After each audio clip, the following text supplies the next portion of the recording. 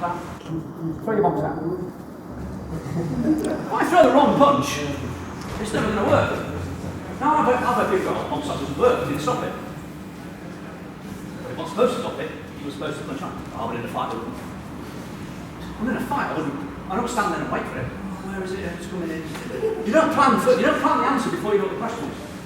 When something comes in, you deal with the problem. Whatever that problem happens to be, you just deal with that problem, however it's dealt with.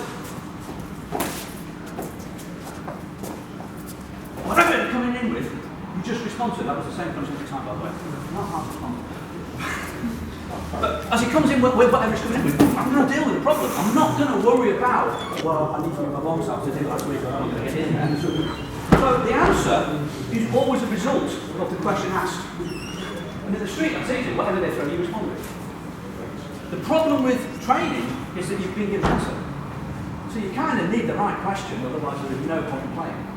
So in the early stages of doing this, some of you found that when you're here, instead of that happening, you partner through that. Okay? And it was like, what do I do? Well, don't stand still. It's always my first suggestion. Best block in the world is to move. No matter whether you've got it right or wrong, no matter whether it's, as planned or not, if it was anything other than a classroom, or the fact that even in a classroom, there's another one coming. So don't stand where you are. Deal with it. If you can deal with it with the same tool, wait a second. Wrong. Yes, like wrong. Everything you do is wrong. Thank you. See? Right. There's the first, and there's the second. Okay? I'm just going to move it out of the way. But the first, there's the first. So the second, there's the second. I don't have to worry that I'm not on the outside of the arm. It might change the follow through, because I'm here now thinking, crap, look where that is. That's going to come in and it's going to suck. It's going to smart something awful. So the response after that will be unique again. In an ideal world, you kind of got to tell your partner the punch that you want. But in the early stages of learning, it's the only way to do it. If I want to successfully deploy that bomb cell, I kind of need that punch. It's no good in punching me down here and me practicing it. And it's no good throwing it as a hook around the back of my head and me practicing it. I kind of need a punch as a question where the answer equals that bomb cell, whether it's turning, stepping, angling, or whatever. If that's the tool I am asked to deploy, I kind of need the question of the answer of the bomb cell. Sometimes you will get the wrong answer slightly, the opposite punch will come in, and just deal with the problem. Okay? On the jong, you just move around. If the punch is retracting, chase it in. If the other punch comes in faster, deploy the other time to the centre line here instead. It doesn't actually matter. But don't go, oh, that was wrong. Oh, it won't work. Remember what I said the best tool in the world is? That's where your tool is. So don't worry about them throwing the wrong punch, but in an ideal world, what you need is you need them to throw the punch. If the answer is bomb cell, you kind of need the question to be the punch that brings that bomb cell. Once you start being comfortable with that, by all means, throw the rule book away. Let's not have pre-planning. Okay? Let's just apply the technique. Something comes in, deal with it. Something comes in, deal with it. Something comes in, or a chance to come in, deal with the problem. Explore it nicely. You go.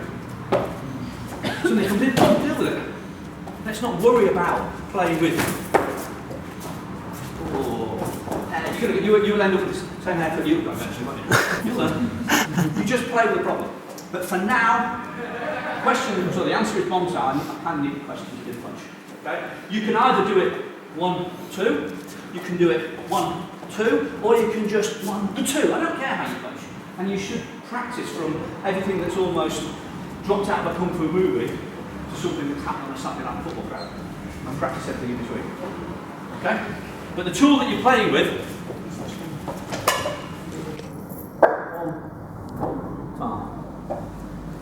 Paul was doing some stuff earlier on with the double lance slam, and he was using a technique very similar to here, if you want to explore it in a different place. Okay, so on the first move of the jog, here, you drive forward.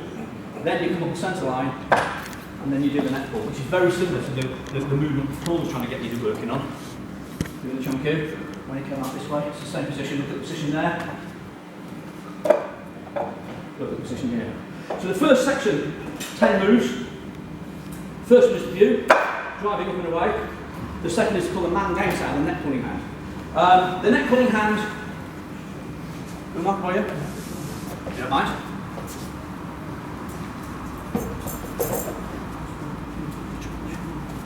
You've got the bridge here, okay? A lot of people seem to want to do the neck pulling hand on the inside, okay? This way, okay?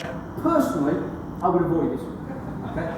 I'm using the word avoid, not don't do. You can't dictate situations, so there's no way you can say I'm not going to do it, because it can happen. If I've got a choice, I've got on the outside, okay? That's mostly because when a punch comes in, I tend to put a flying triangle forward and then find out what the hell I'm going to do about it. Okay? And I always find the flying triangle is the best self-defense in the world. Something comes in and you go, oh shit! And then you decide to time punch instead. Something comes in and you go, oh, there we go, and then you find it's a time punch or a palm. So your flying triangle will put you with a bit of footwork and positioning to where you want to be. But if I go to hit here, that's fine. If I miss, I've then got to do something. And that's where the neck pulling hand comes in. It's called man game sound. I don't want that so they can see the other side. So we're here, okay, and I miss. And when I miss, it's meant to be a punch, it overextends, and I've got this little baby to worry about. Now, stopping that with this, when he's going to be leaning in, very difficult. Stopping that with this hand, never going to get in a million years. So I'm going to use the third option. When he punches, I'm going to use him. I'm going to put him in the way. I'm going to change his body structure and body mass from here, so I've missed my punch, and I'm going to pull it in this way. As Paul was saying, you wouldn't just punch, you'd elbow strike. Okay? You could knee, you can do what you like, but simple elbow strike your hands there. Okay? The other option, when the punch comes, is you end up on the inside gate. Okay? Now for me personally, this is what I'm going to get to play with because I quite like it, although you might have to wash your tissue afterwards. For me personally, when you're here, your biggest threat is going to be that hand. And turning to cover that can be quite cumbersome, quite painful. So, how many of you got sensitive? Do any of you getting easy nosebleeds? Oh, good. Because I'm going to smash you in the face like that. Well, I'm not personally, you can't. I would personally come from here, there's the first hit, and there's the next one. I'm just going to smash that straight in there. There's nothing like a little bit of disorientation.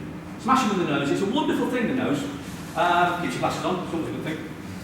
And because when you get hit in the nose, or you hit someone in the nose, it affects their eyesight, because your eyes are going to water. It affects the pain sensors, it bloody hurts. It makes, if you do it properly, the sound of snapping the bridge of the nose here is a bit like sort of a polo minion and biting hard. You know? When you bite a polo minion, you go, oh, my tooth. When your nose makes the same sound, you kind of psychologically know what's going on. It sends blood down the back of the throat. So it affects the breathing. It also affects the pain sensors. Sorry, the taste sensors, my apologies. Because we all know, if you ever bit yourself and you go, ooh, you already knew you were bleeding, you just have to check the fact. But it's got that unique taste. It's not great to know that you're bleeding. So, coming in close, something comes in, I get in here, and the first thing I'm going to do is I'm going to smash my shoulder straight into their elbow from there. And then whether I punch, whether I elbow, whether I knee, whether I... I'm sure you can think of something. Okay? But the movement here on the jong, this represents a bit forward contracting. This represents the ideal. I'm going to hit in the centre line, and this is one of those usually oh shit moments when you go. So then we come back. So on the jong, we just replicate coming back. So a lot of people like to go around the back of the neck, which I wouldn't on the jong personally. I've seen some people strike to the front of the jong. I wouldn't do that either, because if you go to the front of the jong, it's just a punch or a hit. If you stretch all the way around, you can completely distort your posture, and it also means that you're practicing to do a grab. That's kind of setting out to miss the punch in the first place, which I wouldn't do. So when I'm practicing the jong, what I tend to do is I tend to come up, and I tend to get my hand, and apologies you're on this side, so I'm going to do two just for you. I put my hand on the side here. My fingertips tend to go around the back of the jong, so I can get that pulling action a little bit, so I do feel like I'm doing the man game style of pull. My palm tends to stay around the front of the jong at the same time, so I can actually feel as if I'm striking. But I also put my palm here, because what I want to do, sorry about this in advance. You see that eardrum there? If I did this, there, the pain, the disorientation, and all the stuff that goes with a really hard smack around the ear is actually just enough to completely take you out of balance and all sorts. So if I miss my punch here, I may just go smashing at the eardrum and striking around the temple, and at the same time then pulling around the back of the neck for a strike or a hit or a hit. So what I'm going to get you to do, just to use this first piece, looks like I'm going on the inside of the arm and then going up. But remember, often you're using this part of it, so this actually represents the outside. When that punch comes in, You're just bridging. Okay? You could just do time punch. But what if you miss? Shit happens. It's when you miss that you look at what you're going to do. Okay? And that pull, sometimes you might pull with both hands. A lot of people like to pull with both hands, but then I'm in my head in a fight, I'm going, well, what the hell? What's hurting them? I don't think anything's hurting them. So I just control them, and I come in here. Or you can replicate it by bridging and striking, and then coming back in here and hitting. And that's where that smash goes. Be nice. Okay, remember the third rule? Always be nice. You smash into here. Okay? From there, yes, I can bleed. Yes, I can destroy. Yes, I can bust. Yes, I can rip the Achilles tendon. And we do none of those, young man, at any point at school. Questions? Simple, isn't it?